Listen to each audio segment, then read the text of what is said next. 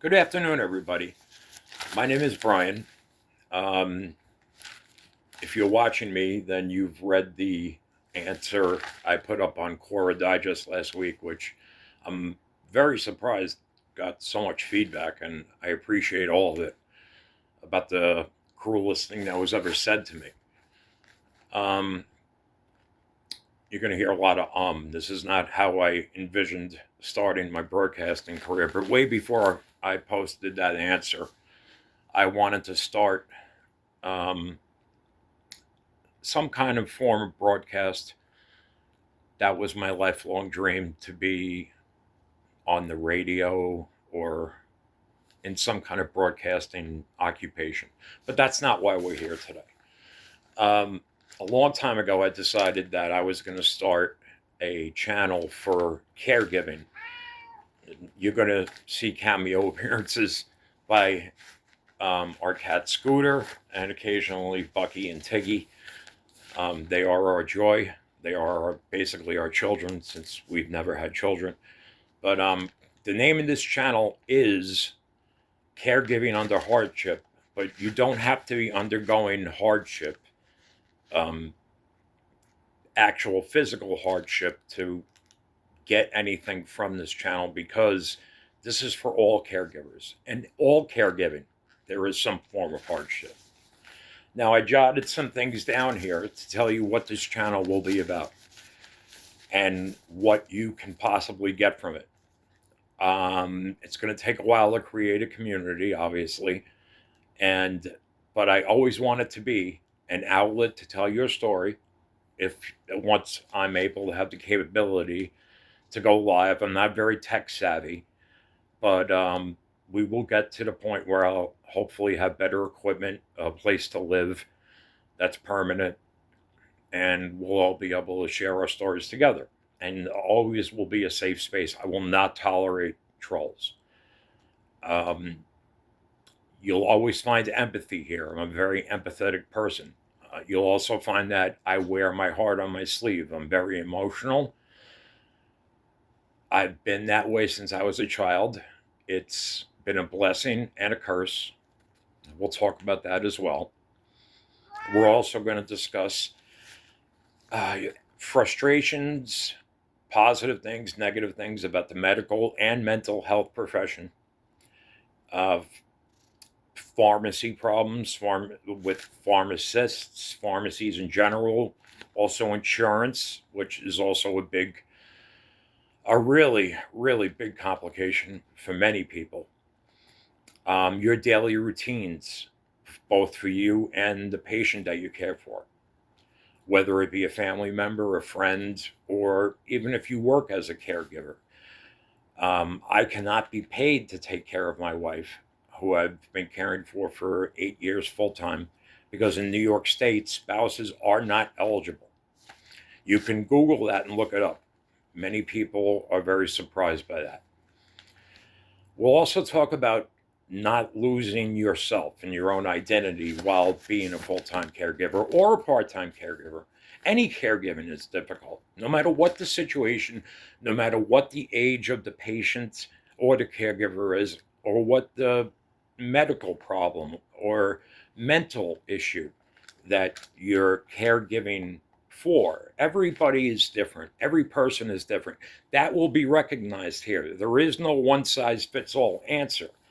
All we can do is to provide advice and help to one another, I hope. And that's what I aim to do here.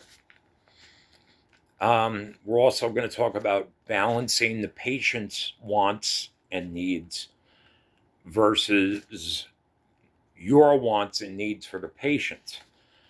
I know for my wife, personally, I'm just speaking for me, that my wife does not want to feel like an invalid, and I want to do everything for her, but I realize that I need to achieve a balance, that she's needs to have a feeling to be able to do things on her own when she can, if she can. That's been a big problem lately.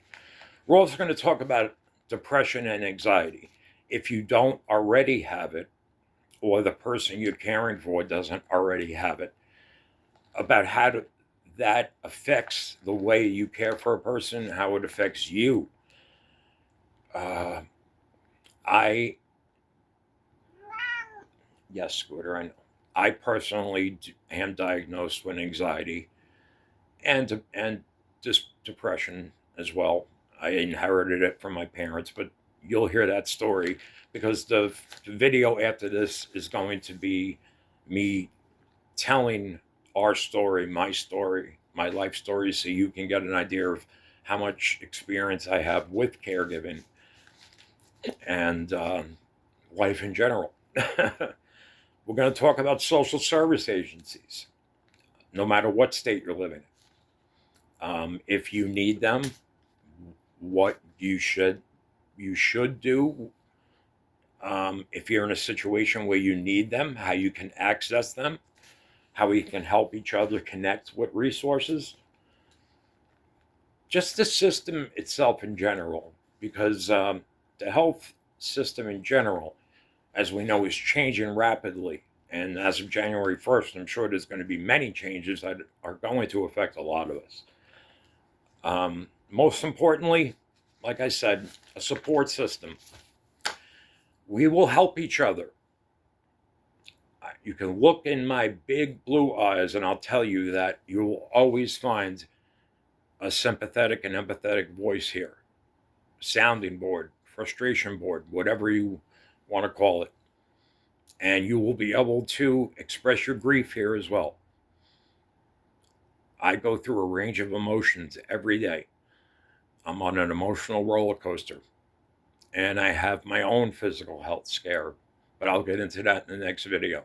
In the meantime, I want to wish you all a very happy and healthy New Year, Merry Christmas, or whatever holiday you celebrate, even if you celebrate Festivus.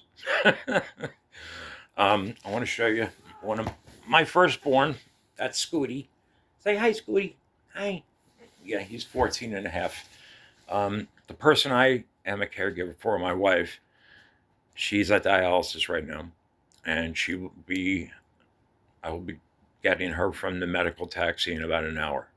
I'm coming to you from this hotel that we've been living at for 14 months. And as you can see, it's a hotel. And yes, the transplant surgeon did tell us that we can't waste an organ on someone who's considered homeless. And even though this is not technically a home, there is a bed here. There is somewhat of a kitchen over there. And I do the best I can. I run a 24/7 operation trying to keep my wife as happy and as healthy as she can be.